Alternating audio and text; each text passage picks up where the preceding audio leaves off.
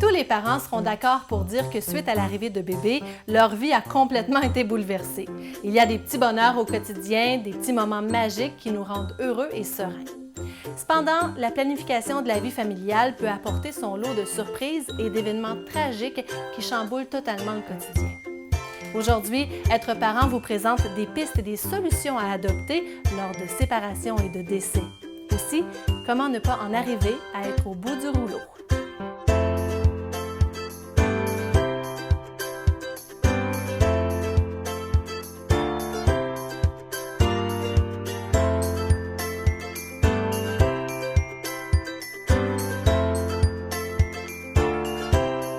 J'ai concilié mes enfants, le travail et les études, retour à l'université à distance à la maison. Fait que c'est sûr que j'avais pas le choix d'avoir un très bon système d'organisation parce que je devais planifier les trois à la fois. Je travaillais 35 heures, j'étais maman toute seule à la maison, garde complète, puis à travers ça, j'avais 4 cours d'université à faire dans ma session. C'est vraiment une bonne planification, puis de se dire tente pas, on y va, on fonce, on le fait. De nos jours aussi, il peut être facile d'arriver au bout du rouleau, comme on dit, avec le rythme de nos vies. Ouais. Est-ce que vous avez des solutions ou des trucs pour éviter ce piège-là d'arriver jusqu'au bout du rouleau? Oui. Je pense que c'est important d'avoir une vie équilibrée. Dans le sens de dire respecter son rythme biologique, c'est-à-dire se coucher à 1 heure, toujours la même, pas mal. Se coucher, se lever un peu à la même heure. Manger ses 3 repas par jour avec des collations. Mais manger sainement aussi, pas manger de façon tout le temps des cochonneries, manger des fruits, des légumes, manger varié, ça c'est la santé.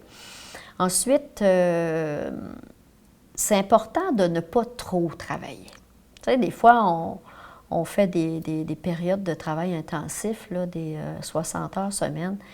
Il faut faire attention. Si ça perdure trop longtemps, vous allez avoir des signes d'épuisement avant trop longtemps. Mm-hmm. Et ça, c'est vraiment à éviter parce qu'une fois qu'on s'est brûlé une première fois, on est plus fragile ensuite à refaire un autre burn-out.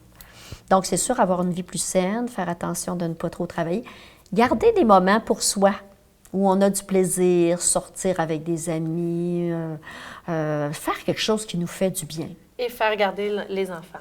Et garder des moments de couple aussi, oui. Sans les enfants, pour se retrouver ensemble. Y aller chacun, parce que dans une famille, le couple, chacun est un individu. Hein, puis c'est important de garder ce côté-là qui est individuel. Que madame elle sorte avec ses amis, que monsieur y aille à la chasse avec sa famille, c'est correct, tu sais. Ça fait du bien, il revient, il a des choses à compter, elle revient, elle a des affaires à compter. Et puis de retrouver le couple aussi, parce que si on ne veut pas que le couple s'en aille sur le diable, il faut s'en occuper. C'est comme n'importe quoi, hein? Si on ne cultive pas notre jardin, la mauvaise herbe va pousser. Donc, faire garder les enfants, puis aussi faire des choses en famille amusantes, plaisantes. Prendre un temps pour nous, je pense, de remise en question, un peu de recul aux situations qu'on vit, puis d'essayer de décrocher en prenant un temps pour soi qui va nous faire du bien, pour décrocher. Oui, lâcher prise sur les choses qu'on n'est pas capable de faire parce qu'on n'a pas le temps, puis que c'est pas grave si c'est pas fait. Là. Il y a des choses qui vont nous attendre, puis il y a personne qui va mourir parce qu'on le fait pas. Mais on a l'impression à un moment donné que si on le fait pas, c'est terrible. Mais c'est faux. Comme on dit, il va faire clair demain. Oui. C'est sûr qu'avec la vie qu'on mène aussi aujourd'hui, le partage des responsabilités hommes-femmes est très important. Mm-hmm. C'est-à-dire que, tu sais, la mère, elle ne peut pas tout assumer dans la maison, là. C'est pas possible. Ça demande beaucoup, là, les enfants, les devoirs, les ci, les ça. Donc, il faut aussi que le père participe, autant que faire se peut, là. Je pense qu'il faut partager les responsabilités parce que sinon, il y a un des deux qui va s'épuiser dans le couple, puis ça ira pas bien. Mais d'où vient ce désir-là de perfection? On veut être parfait en tant que maman, on veut être parfait en tant que papa, on veut des enfants parfaits aussi. La société nous montre beaucoup des choses parfaites, hein?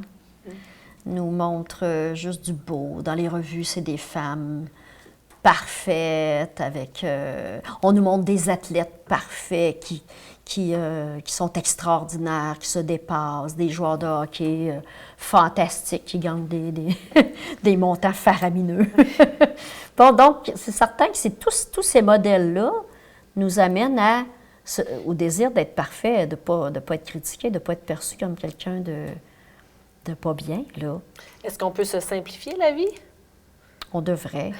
On devrait mettre de côté beaucoup de ces choses-là. Se simplifier la vie, c'est aussi se respecter. Respecter que moi, je suis peut-être pas si parfaite que ça, puis c'est bien correct. Tu sais, que toi, peut-être, dans ta maison, c'est pas obligé d'être spick and span comme la voisine à côté, par exemple. Que toi, tu préfères jouer avec tes enfants que d'être toujours en train d'épousseter puis de laver la vaisselle. Bon, tu sais, on fait des choix tous les jours, hein? Alors, je pense qu'il faut faire des choix aussi en fonction de... Qu'est-ce qui est le plus important dans la vie? C'est les relations, hein? Nous autres, les humains, on est des êtres grégaires. On est bien quand on est ensemble, quand on est avec du monde. On n'est pas fait pour vivre seul. Donc, c'est sûr que si on ne cultive pas cet aspect-là, il y a un manque quelque part. Et je pense que ça prend du temps. Fait qu'il faut laisser des affaires de côté puis être moins parfait ailleurs. Je pourrais ajouter là-dedans qu'on choisit un peu nos batailles, que s'il y a des choses qui arrivent, on peut faire abstraction, dire « Ah non, là, regarde, je dois gérer, j'ai des examens à passer ou j'ai un travail à remettre tant de temps, donc pas le temps de gérer telle ou telle autre affaire. » C'est de sélectionner ce qui est prioritaire, puis de planifier nos semaines sans brimer les enfants, évidemment.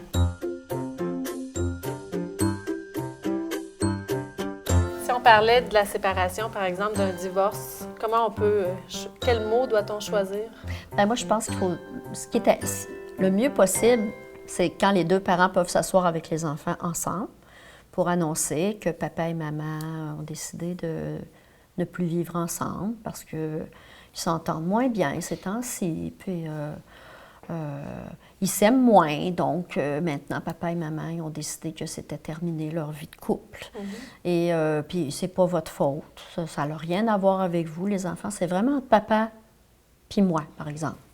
C'est une maman qui parle. Donc, c'est vraiment entre nous que c'est terminé. Puis, l'amour n'est plus là comme l'amour. On s'aime bien encore, mais on ne s'aime plus d'amour, par exemple. Peut-être faire la différence entre... Pas je l'haïs ta mère, mais je ne l'aime plus d'amour. Mais je l'aime bien, maman, quand même. On va toujours rester vos parents tous les deux. Et vous n'avez pas à vous inquiéter. Vous allez toujours pouvoir voir papa et maman, puis on va toujours rester vos parents. On va toujours être là pour vous. Fait qu'on a été prendre une marche dans un parc avec les enfants. Puis c'est au parc qu'on a annoncé aux enfants. C'est sûr que, bon, on a eu des pleurs, on a eu des gros câlins, puis vous allez revenir ensemble un jour. Est-ce que vous êtes juste en chicane temporaire? On les a toutes eues, ces questions-là. Mais ça s'est fait vraiment bien. On dirait que les craintes, les peurs, les pleurs ont été plus tard, mais on est tombé dans l'été, plein de vacances, plein de temps avec papa séparé, avec maman séparée, fait que ça a été plus facile. Ce que j'en comprends, c'est qu'il faut choisir le moment et choisir les bons mots. Bien, moi, je dirais ça comme ça. C'est sûr que l'avoir annoncé fin mai dans les gros examens, surtout ma plus grande, la manière qu'elle a réagi quelques jours après, ça aurait été difficile pour ma grande surtout, ma plus jeune également. Mais tu sais, quand on est jeune, on est comme plus indépendant. Mais oui, c'est sûr que les mots, ça joue beaucoup. Puis c'est de prendre le temps. Tu sais, on fait pas ça là, à la grande course le matin quand il faut qu'ils prennent l'autobus ou qu'on doit s'en aller à quelque part. Où, nous autres, on avait pris la journée. On a passé l'avant-midi au parc avec les enfants. Puis quand on est revenu, il n'y avait rien qui avait changé dans la maison. On a fait à manger ensemble, puis on a continué à en parler. Fait que, mais c'est sûr que les séparations qui finissent avec des assiettes qui revolent, tout ça, ça doit être un peu plus difficile, mais moi, ça n'a pas été ma situation. Ah, c'est sûr que les enfants pleurent. Moi, je pense que la majorité des enfants vont se mettre à pleurer. Il faut leur permettre de pleurer, leur dire qu'on comprend que ça fait de la peine, parce que c'est comme, ça ne sera plus jamais pareil. Hein? On ne sera plus jamais une famille comme avant. On va être une autre famille, une famille d'un nouveau type. Hein? Donc, il faut accepter que l'enfant vive de la peine, comme on en a nous-mêmes à se séparer. Puis il faut l'accepter qu'on a de la peine, on a un deuil à faire. Donc, autant nous, on a un deuil à faire lors de la séparation, autant les enfants ont un deuil à faire. Même s'ils ne perdent pas le parent, ils perdent de l'avoir tous les jours avec lui. Et c'est important aussi de préciser que les parents vont toujours être là pour les enfants. Moi, je trouve ça. Oui, parce que des enfants, des fois, qui vont penser, bien là, papa, il s'en va dans une autre maison, vas-tu pouvoir aller le voir, tu sais? Ou si papa, en plus, il est souvent absent parce qu'il travaille, mettons, dans le Nord, bien, bien là, on ne verra plus papa. Tu sais, on le voyait déjà pas gros. On ne verra plus papa. Donc là, il faut vraiment expliquer à l'enfant que quand papa va revenir, papa, il va pouvoir te prendre, tu vas aller vivre avec lui, tu vas aller passer du temps avec lui, là. Tu sais, le rassurer, là. Et est-ce que les grands-parents, par exemple, ou la famille élargie, les oncles et tantes, est-ce qu'eux ont un rôle à jouer là-dedans aussi? Oui, bien en fait, je pense que ça peut être intéressant des fois, là, lorsqu'on voit qu'il y a des tensions de peut-être envoyer les enfants dans une période autour de la séparation. Parfois, c'est pas toujours beau ce qui se passe entre deux personnes. Donc, si on n'est pas sûr qu'on est capable de se contenir puis que ça se passe bien, peut-être de dire, bien, regarde, vous allez aller passer la fin de semaine chez grand-papa et grand-maman, là, ça va vous faire du bien, puis nous autres, on va finir d'arranger nos affaires, par exemple. Donc, Ils sont là en difficile. support. La famille Oui. élargie doit être là pour le support. Oui, tout à fait. Et quand arrive la nouvelle blonde ou le nouveau chum dans la famille, quelles sont les choses à faire et à ne pas faire là, avec les enfants? Bien, moi, en tout cas, ce que je préconise, c'est que si tu n'es pas sûr que ton nouveau conjoint, là, il va rester longtemps dans ta vie, là, bien, présente-les pas à ton enfant. Laisse-le en Il faut être dehors. patient, dans le fond, là-dedans? Oui, puis il faut être vraiment sûr parce que sinon, on fait vivre à l'enfant des deuils à répétition. Et ça, c'est pas une bonne chose. Parce qu'à un moment donné, l'enfant arrête de s'attacher aux nouvelles figures qui arrivent. Alors, un jour, tu vas avoir un chum peut-être que tu vas aimer beaucoup, puis que tu vas vouloir qu'il fasse partie de la vie de tes enfants, mais là, s'il en a passé 5 avant, puis le jeune fait... Alors, le jeune, il ne voudra pas s'attacher, donc ça va créer des tensions aussi dans la vie familiale, là. On entend souvent parler aussi d'histoires que la belle-mère veut remplacer la maman ou le contraire Ouais. avec le monsieur. C'est quoi le rôle de la belle-mère ou du beau-père? Bien, ça dépend toujours là encore de l'âge des enfants. Tu sais, il y a des fois que il y a des enfants qui sont très contents d'avoir une belle-mère qui fait une maman à la maison. Puis même des fois, ils veulent l'appeler maman. Mais c'est sûr que c'est préférable de ne pas le faire, de ne pas dire « je suis ta deuxième maman ». C'était pas la deuxième maman, tu es la conjointe de leur père. Donc, de se faire appeler par son prénom. Puis si l'enfant, lui, décide, parce que des fois, les enfants, ils ne voient pas beaucoup l'autre parent, et ils ont comme un besoin de remplacer la figure, ils ont ce besoin d'appeler la personne maman. Donc, c'est certain que si ça vient de l'enfant, moi, je laisserais l'enfant le faire, mais tout en disant, tu sais que je ne suis pas vraiment ta maman, hein? Mais ça ne fait rien. Si ça te fait du bien de m'appeler maman, tu peux m'appeler maman. Mais tu sais que je ne suis pas vraiment ta mère. Bon, restatuer ça peut-être, mais permettre ça à l'enfant, en autant que ça ne risque pas de créer des problèmes avec l'autre madame, là. Si c'est une madame qui est problématique, puis qu'elle apprend que cet enfant-là dit ça, bien, puis que là, ça risque de causer des problèmes importants. Alors, je pense qu'il faut être très prudent à ce moment-là de dire à l'enfant, regarde, appelle-moi Doris, appelle-moi pas maman.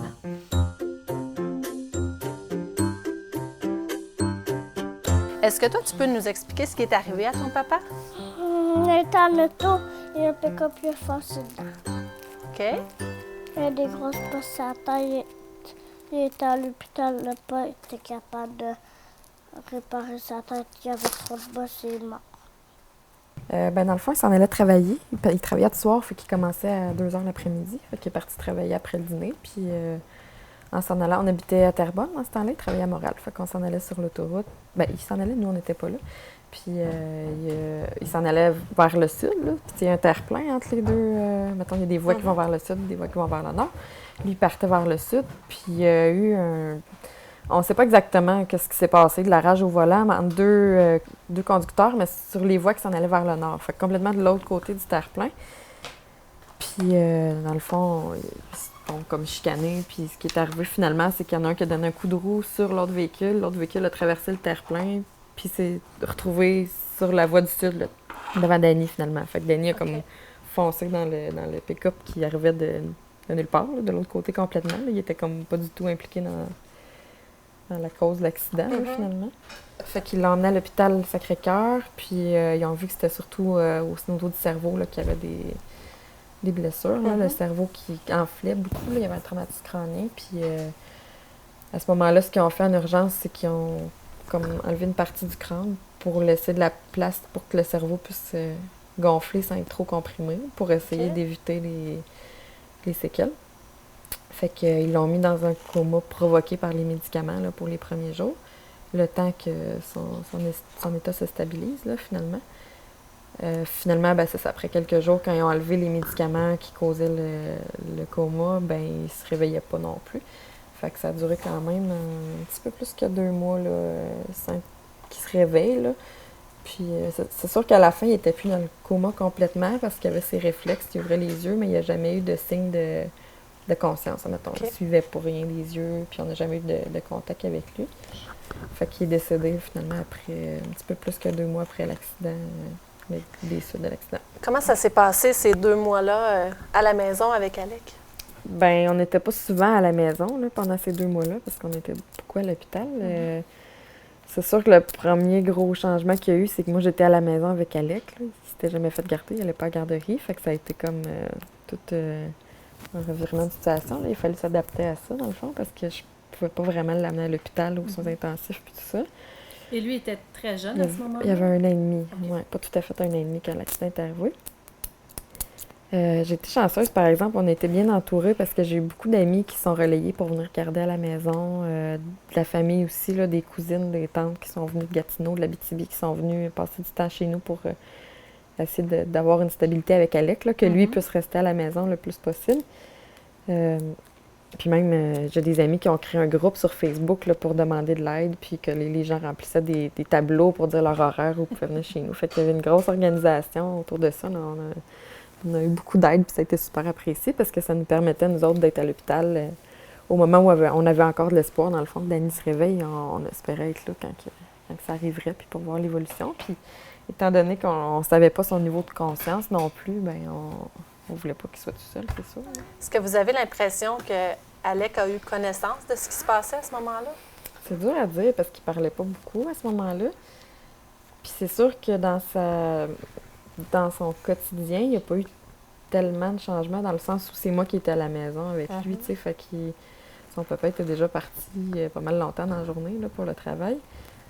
Mais oui, des fois, il me demandait où papa, tu sais, j'y expliquais, j'y parlais, mais là, tu sais, je savais pas trop à quel point il pouvait comprendre, là. Je l'ai amené à l'hôpital peut-être 2-3 fois, en y expliquant, tu sais, mais c'était... On a hésité parce que, tu sais, c'était quand même... je savais pas comment il réagirait de voir son papa, là, qui était avec les tubes partout, puis les piqûres, les fils, tu sais, Je savais pas trop comment comment il se sentirait en voyant ça. Et finalement, ça s'est bien passé, mais justement parce que je sais pas la connaissance qu'il y avait de tout ça, puis la compréhension de tout ça, fait que... Quand est arrivé le décès de Danny, comment vous vous y êtes pris pour annoncer à Alec? Je me rappelle même pas. Je pense que ça s'est probablement fait graduellement, dans le sens où on savait que ça s'en venait. Au moment où ils nous avaient dit qu'il n'y avait pas d'espoir, puis que, dans le fond, les médecins suggéraient de ne pas traiter les complications. T'sais.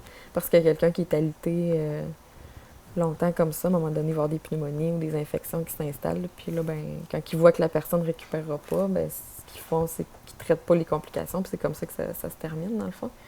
Fait qu'on savait qu'on attendait ça depuis quelques semaines à la fin. Puis les derniers jours, dans le fond, c'était une question de temps là, avant qu'ils partent. Fait que, est-ce que vous avez souvenir des mots que vous avez utilisés?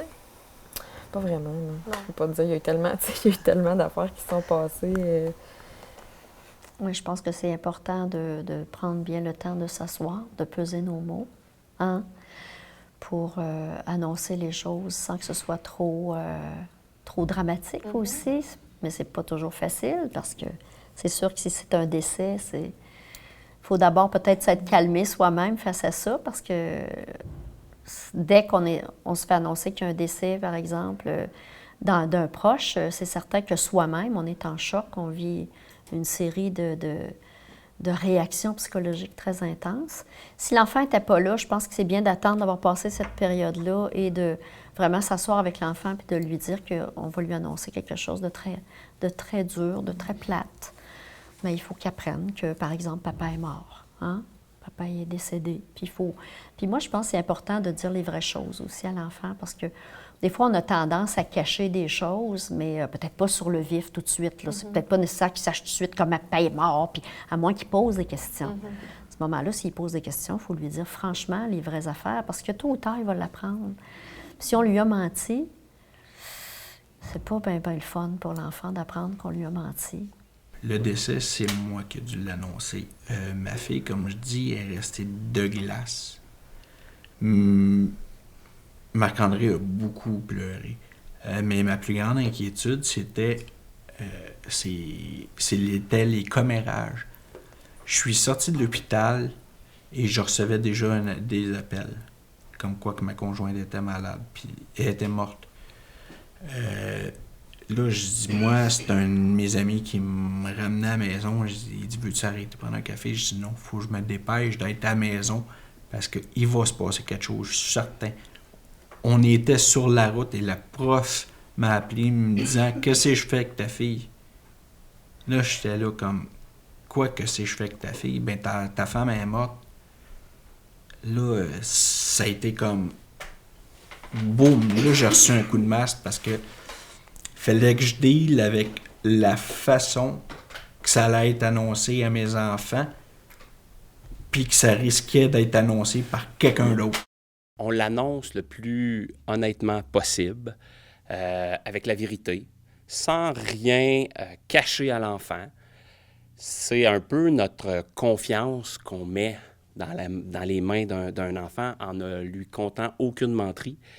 C'est certain qu'il faut adapter un peu la façon de le dire, notre langage, tout dépendant de l'âge que l'enfant a, parce que tout dépendant de la tranche d'âge, l'enfant ne comprend pas nécessairement la mort de la même façon. Je vous donne un exemple, un enfant de 0 à 3 ans, pour lui, la mort n'est pas permanente. À un moment donné, la personne peut se lever, se réveiller. C'est plus fantastique, plus imagé à cet âge-là. Ensuite, plus tu vieillis, plus tu comprends que la mort est irréversible, qu'elle ne reviendra pas.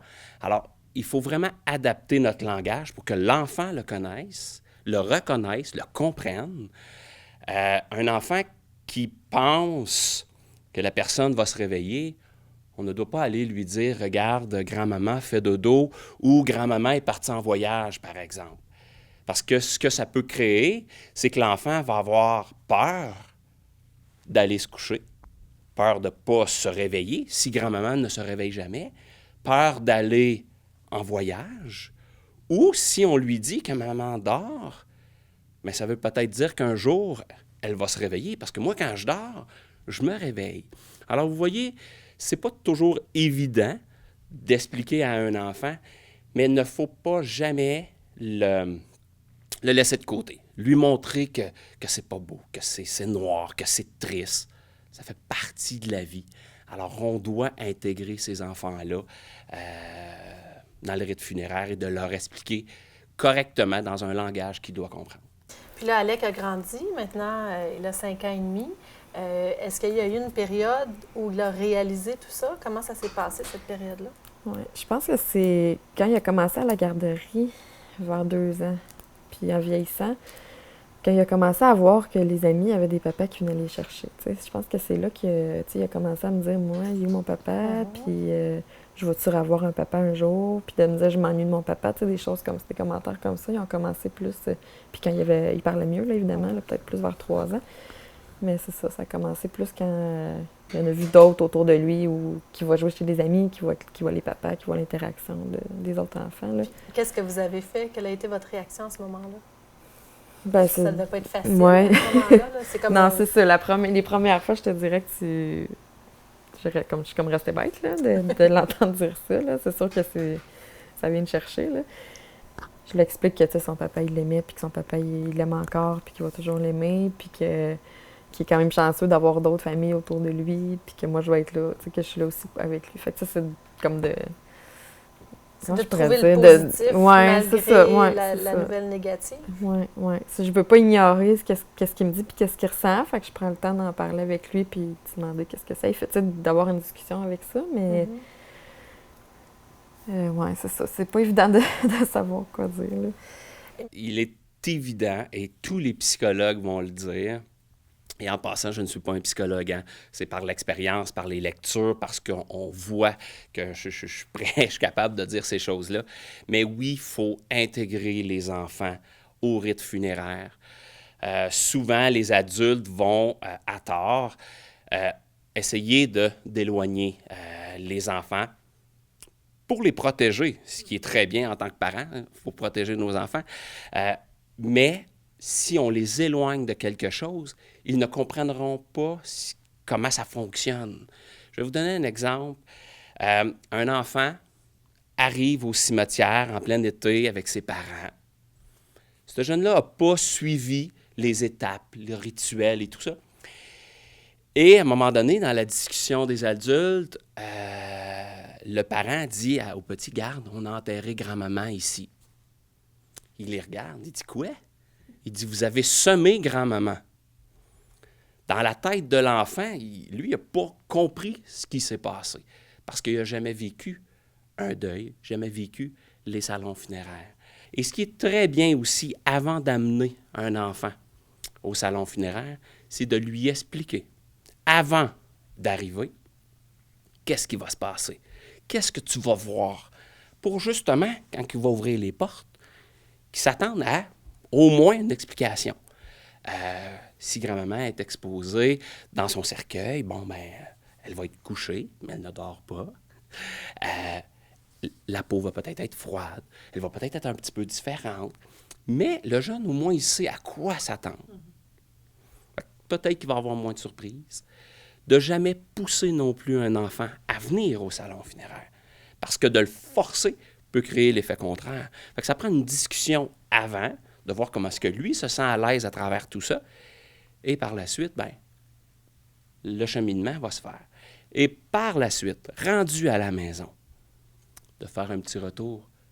Comment est-ce que tu as vécu ça? Comment est-ce que tu t'es senti? Parce que vous savez que les enfants aussi ont des émotions.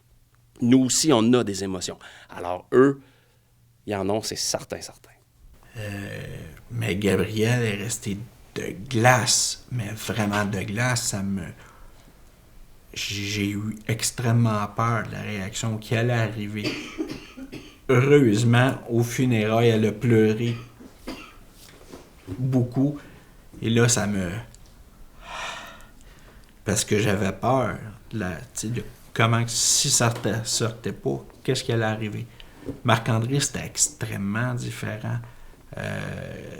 Gabrielle n'a pas voulu venir à l'hôpital voir sa mère. Sa mère n'est pas restée à l'hôpital longtemps, elle est restée 2 jours. Mais lui est venu, Marc-André est venu, il s'est couché avec sa mère pendant 2 heures. Ça a été extrêmement différent quand elle est décédée. Veux pas. Je suis rentré dans la maison, il était chez ses grands-parents. Il savait, quand ils m'ont vu arriver, que c'était fini. Donc, j'ai pas eu à rien dire. J'ai juste eu à les prendre, puis à essayer de consoler, malgré que moi, je pleurais comme un veau aussi, là. Mais je pleurais pour eux plus que d'autres choses, là. C'était... Bon, mais t'es rendu le pilier de tout ça. Et par rapport à son père, est-ce qu'il y a encore des périodes où vous devez en reparler, en rejaser? Oui, ça vient assez souvent. Il y a jamais des longues périodes sans qu'il en parle du tout, là. Mais comment je pourrais dire ça? Qu'est-ce que vous faites? Vous rappelez les souvenirs? Vous regardez des photos? Qu'est-ce que vous faites? Oui, mais il y a quand même, il y a des photos dans sa chambre. Il y a des objets de son papa auxquels il a accès, qui en souvenir. À un moment donné, on regarde des fois des films, des choses comme ça. Fait que ça revient souvent dans le quotidien, dans les discussions. C'est sûr qu'on est aussi beaucoup en contact avec la famille de son père encore. Fait que...